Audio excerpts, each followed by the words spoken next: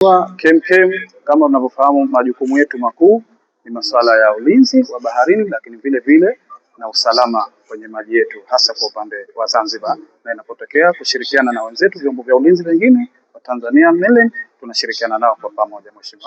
Mheshimiwa KMKM, kufuatia kauli mbiu tuliokuwa nayo kutoka kwenye sera hadi utekelezaji, kuimarisha ubora katika sekta ya usafiri baharini, KMKM tumejiimarisha kwanza katika shughuli zetu za kiusalama.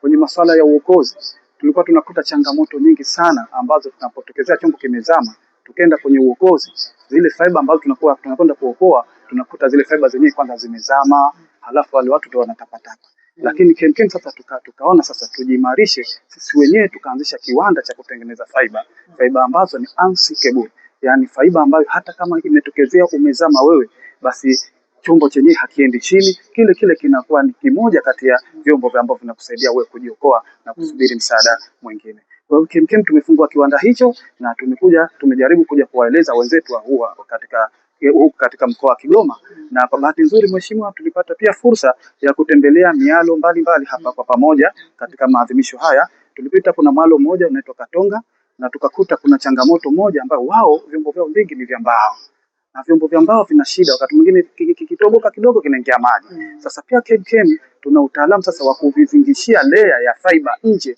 vile vyombo vya mbao, na ukiangalia vyombo vya Zanzibar sasa hivi vingi vya mbao vimezungushiwa layer ya fiber, kitu ambacho vinakuwa si rahisi kuingia maji, na hata ikitokezea kimetoboka inakuwa inawafadhali, lakini vile vinakuwa ni chepesi kutembea katika maji. Na baada ya kueleza hayo, wao wenyewe wameonyesha kwamba wana hamu sana, na wamesema watatutafuta na tutatengeza mazingira ya kuwasiliana kwa ajili ya kuja kuwafanyia. Lakini mheshimiwa, pia katika kuzingatia usalama na mazingira ya baharini, KMKM tunatengeneza maboya kama unavyoona hapa. Tumeweka mfano maboya hayo, na tayari tumeshawahi kusupply maboya hadi katika ile ziwa Tanganyika, katika kijiji kimoja kinaitwa Kirando na Kipidi, tulipeleka maboya ambayo kwa ajili ya special maboya.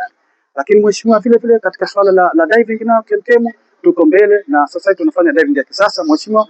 Kama unavyoona kuna chupa 3 hapo za diving. Hizo chupa 3 maana yake diver anapovaa hizi twin set hizi mbili kwa pamoja, una uwezo wa kudive mpaka mita 40. Lakini ikizidi mita 40 kitaratibu za kidiver, utakiwi kutumia oksijeni ya kawaida, unatakiwa utumie chupa nyingine ya nitrox ambayo hii inakuwa ni nyepesi kuvuta hewa. Kwa hiyo unakwenda zako mpaka mita 70. Unafanya shughuli zako, kama unakuja zako juu sasa, ukifika ile level ya mita 40 unatakiwa ukate ile nitrox sasa, uendelee kutumia oksijeni ya kawaida. Hii ni kwa sababu ya kuja kuondoshia wewe kuja kupata ile decompression ambayo inaweza kusababisha wengine vifo na wengine maradhi ya kuparalyze. Lakini vile mheshimiwa, kuna skill unapokuwa diver mheshimiwa, naomba tusogee katika tanki hii hapa.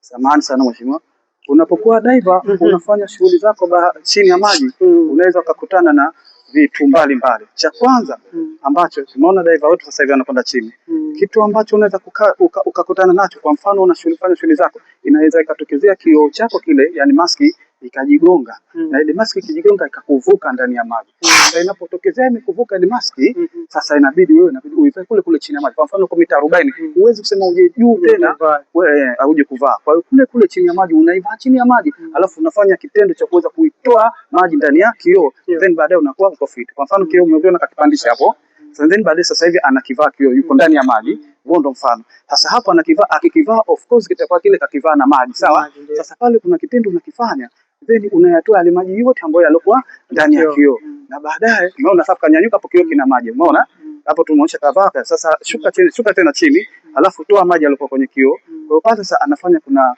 kitendo fulani ambao pia kwenye video pale tunawekea ambao tunakuja kuwafahamisha, tunawafahamisha unafanya nini ili yaweze kutoka maji kule chini ya kioo. Kwa hiyo hapo anafanya ile drill, anapiga kama mara 5 pale, then baadaye akimaliza, atakapokuja juu kioo kinakuwa kikafu. Sasa kama ulikuwa unafanya shughuli zako za diver kwenye mita 40 alafu kioo kimekutoka, huna haja ya kuja juu tena kwa kwanza tena upya, sawa mheshimiwa?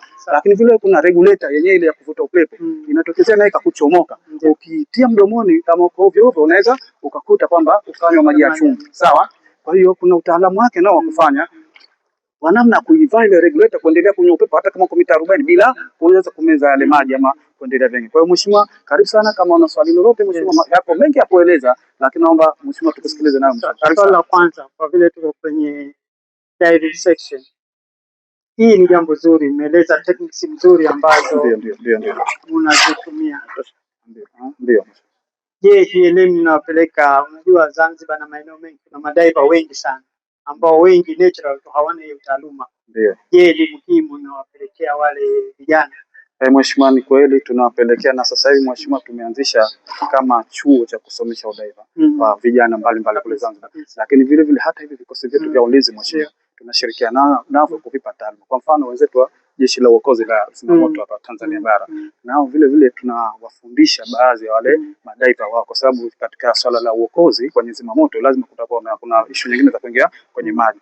Kwa hiyo nao tumewasomesha. Kama utakumbuka, kuna yule kijana ambaye alikuwa anaitwa Majaliwa, baada ya kuajiriwa serikali, baada ya kuona kafanya kitendo kizuri cha kuokoa kule kwenye zile Victoria, akaajiriwa. Kwa hiyo kundi lao wale karibu watu 70 walikuja, tukawafundisha na tukapa mafunzo hayo yote. Walikuja hawajui hata kuogelea, lakini baada ya miezi mitatu wameondoka, wanaweza kufanya vitendo hivi vyote na kudive mpaka mita 25 kwenda mbele. Kwa hiyo tunatoa elimu kwa vikosi vya ulinzi vyetu, lakini vile vile hata raia wale wa kawaida kule tunakuwa tunawapa, kwa sababu tumeanzisha kama ni chuo maalum na tayari kimeshapata usajili wa ZMA na tunatoa mafunzo.